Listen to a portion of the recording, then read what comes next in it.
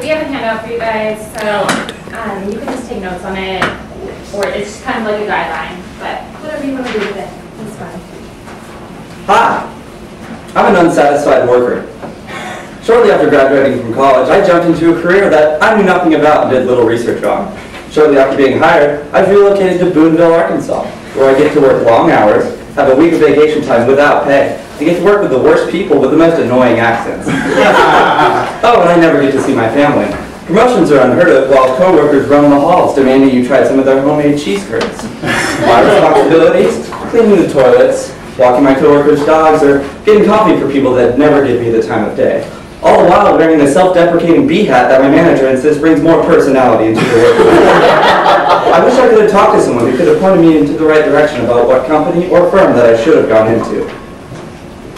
Even though this is an exaggerated situation, situations like this happen all the time. People jump into jobs they know nothing about and then are miserable in them. So it's really important to first know about the environment, the work industry, before getting into the job. And a way to do this is informational interviewing. Informational interviewing is an interview in which you interview with a professional in the industry you're interested in, but it's different than a job interview in the fact that you ask the questions and you're directing the interview. You're finding out about the industry and to see if you're compatible with it. So have any of y'all had any experience with informational interviewing? Yeah? Can you tell us about it, Liz? Yeah, I was interested in working in a consulting industry, and so I had an opportunity to interview and talk with three people who currently work in the consulting industry and just get a little understanding of what they're looking for new hires and also what daily life was like. It was really helpful.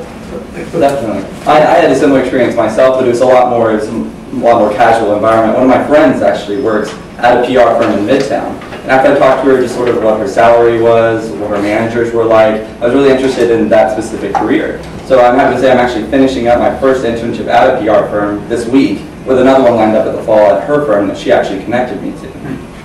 Even though Joseph's informational interview was much more relaxed, it was still professional. The point of this interview is to relax the interviewer and interviewee. You are in control of what questions you get answered about the job that you're interested in. And because the interview is sort of guided by your questions, you can dictate where it goes, and you can ask questions that wouldn't necessarily be appropriate to ask during a formal job interview, such as salaries that are required, what the managers are like, certain responsibilities or satisfactions about the job.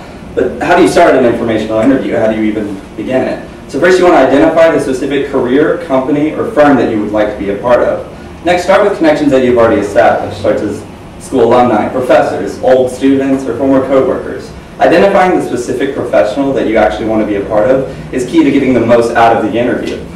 But if the connection doesn't come right away, be resourceful. Ask around for friends. Check the internet even, just to see if a certain head of department is available online. But let the purpose of the interview be transparent and ask anyone if they can just help you point in the right direction.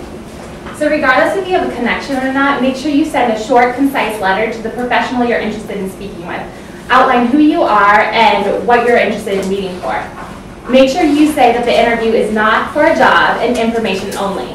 Ask for a maximum 30 minutes and then also make a clear appointment with them. And ask if you can have the interview in their office because then you'll get a better sense of the workplace and the work environment. Even though this is not a real job interview, make sure to stay professional because you want to still make those connections. Make sure that you dress appropriately, that you're cordial and you're prompt, and you also know the name and title of the person you're meeting with. Also, if you can get some background information on the person you're meeting with, it will make the conversation much more relaxed. So what do you do during the actual interview? So before you go into the interview, you want to have an outline of the questions or topics that you would actually like to have answered. Since you are doing the interview, this is the only way you're actually going to derive any information. So highlight 5 main points that you would like to talk about, such as the work environment, the worker experience needed, certain salary, are there room for promotions, and this will just help you get the most out of the interview. There are 2 different types of questions you can ask during this interview. They are occupational and functional questions. Occupational pertains to company specifics, so such as hours worked and what job or degree or experience you need to have before getting this job. Functional questions pertains to the individual, specifically in their workplace, like what responsibilities they have, what satisfying or dissatisfying aspects to the career they have, and just what they do on a regular basis. And also remember that note-taking is key during the interview. Make sure you ask that you can take notes to the interview, ask the interviewer if you can take notes, and then also just remember that note-taking is the only way you can remember all this information. Also, at the end of the interview, ask the interviewer if you can ask for recommendations for the person to talk to more people. So you get a better, it will enhance your network and you can talk to more people. So what do you do after the interview? So right after the interview, sketch an outline of all the topics that you got covered and the questions that you had answered. Make sure to jot down any names or opportunities that you can perhaps call upon in the future. Remember, this is a networking opportunity, so treat it as such. While the person you're interviewing may or may not give you a job in the near future, he or she will most likely respect the fact that you're being so inquisitive about their industry and can point you in the right direction. Also, remember to write a thank you note. Even though this is not a real job interview, a thank you note is key. You have to be very appreciative of the time that they gave you because they did not need to give it to you. In the thank you note, follow up on recommendations or things talked about in the meeting. And also just follow up with this person. Stay in contact because you can possibly get an internship or a job with them in the future. So do you remember our dissatisfied worker at the beginning? Well, he tried informational interviewing and is now a satisfied worker, and he wants to share his story. Hi, I'm a satisfied worker. Shortly after meeting with an advisor at a different firm, I was pointed in the right direction. My advisor showed me a different part of the industry that I never even knew existed and connected me with the right people that I could actually get an opportunity to work with.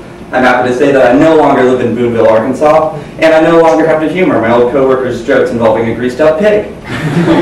Now I'm finally in a firm that I actually enjoy, and a job that I can actually excel at. And thanks to informational interviewing, I'm now in connection with strategic people throughout the industry that I can call upon for future endeavors.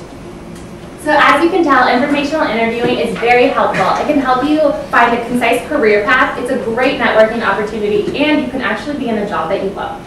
So thank you for taking the time to listen to us, and we'll take any questions y'all have now. Oh, thank you.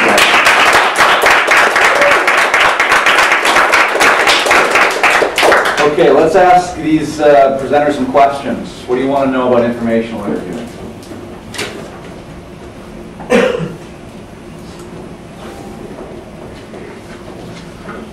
Do you have to send a letter or is an email sufficient in terms of introductory queries?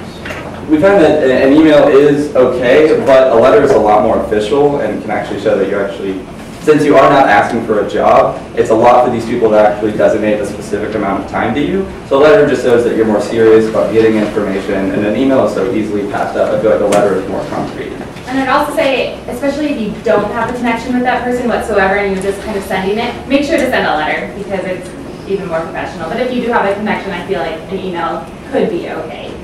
I just want to underscore what Rebecca said there. I think that's absolutely right. If you're going to meet with somebody through a connection, it's likely that they're just going to email between each other and you'll be copied in on that email. And in that case, email is fine. If you're trying to kind of do something very cold, then I think you're right. A formal, not handwritten, but printed letter is probably going to be more appropriate. As you were learning more about this, did you come across any kind of standard way to set up a good time? Did you suggest times that you would be available or allow them to respond to you to see if they were even interested first? Or like, what's the best way to do that? Well, you have to remember that the interview is at that person's discretion. If they can make time for you, they will, but if they can't, if they're too busy, that's fine. But in the letter, make sure you are clear about a certain appointment. So maybe like, how does Friday at 6 over coffee sound for you? Or something like that. But make sure to at least place a template in there so that they can make, no, that doesn't work out, how about Saturday at 2 for lunch? So make sure to just have a designated, maybe allotted time and a place that you would actually like to meet. Yeah, that's right on. You should propose something. When you're asking them to meet with you, should you say something along the lines of, if you can't meet with me, could you point me to people who might be able to answer these questions? Or is that too like, I'm just shotgunning this and I don't really care about who I'm talking to? No, I mean, if the person does not have time for you, it's perfectly acceptable to ask if there's anyone else, maybe a junior advisor that I could speak to or someone else in the industry who could help answer some of my questions. That's perfectly acceptable, especially if you're trying to reach upper management or a manager at a certain company. They're most likely not going to be able to make time for you. But in the case that they do, that's great. But in the case they don't, they will respect the fact that you're being so agile about this and can point in the right direction. And Yeah, and even like at the end of the interview, you're supposed to ask for more recommendations. So I don't think they'll be offended or anything if you ask if there's more people. So you mentioned 2 different kinds of questions to ask in the informational interview. Occupational and functional. Which I think is right. Those are very good questions to ask. Let me add a 3rd category, and this is a category of questions that I tend to find is most fruitful because it's easiest for them to talk about, and that is personal questions such as, how did you get into this industry? What's allowed you to succeed? What challenges have you faced? So, because they don't have to even think, I mean, that's just sort of their own life, and everyone loves to tell stories about their own life, so never underestimate the power of those kinds of questions. You might start there actually, you might not, but I would highly suggest, especially if you feel any personal connection with the person, ask them about how they've navigated it, why they're there. Yeah. Any other questions on informational interviewing? This is a hugely underutilized resource, folks. When I was, my first real internship in college was an internship at a company called the St. Paul Companies. And it was after my junior year. And it was kind of a really typical college internship. And what I mean by that is it had a great title. It was in a good company, but I had really very little to do. And I'm sure many of you have been in this situation. And people can get really, really frustrated by the fact that they don't have that much to do. This isn't a meaty internship for me. But I got a great piece of advice right at the beginning of my internship, and it absolutely made it for me. The person said, look, you're going to have a lot of time on your hands. Here's what you should do. Go meet with, individually, every single person who works in this department. Just for 15 minutes. Go meet them, introduce yourself, let them tell you who they are. So I did that. I had like 30 or 40 meetings over the course of the summer with all the people who worked in my department. And I kind of thought, well, what is this really going to do for me? I know everyone, but why does that really matter? But it mattered for 2 reasons. One is everybody knew me. There was no permanent employee in the department who everybody knew, but they knew the intern. And I could say hi to them by name every time I saw them in the hallway. The second thing is, at the end of the summer, almost every internship, you give a presentation about what you did. And I was able to talk about what each of these different people do and how what I was doing related to that. And it was so incredibly personal. And this is going to sound a little bit of a bragging thing, but I'm just going to say it. My presentation was 20 times better than anybody's presentation in that room. And I ended up getting an incredible job right out of college because of that presentation, because I had taken the time to meet everybody in that department. Do it. I'm telling you, it is the secret to success, and nobody cares to pursue it. If you pursue it, you will be in a very, very good spot. That's why we do a presentation on informational interviewing. Thanks, guys. Okay, so let's give another round of applause.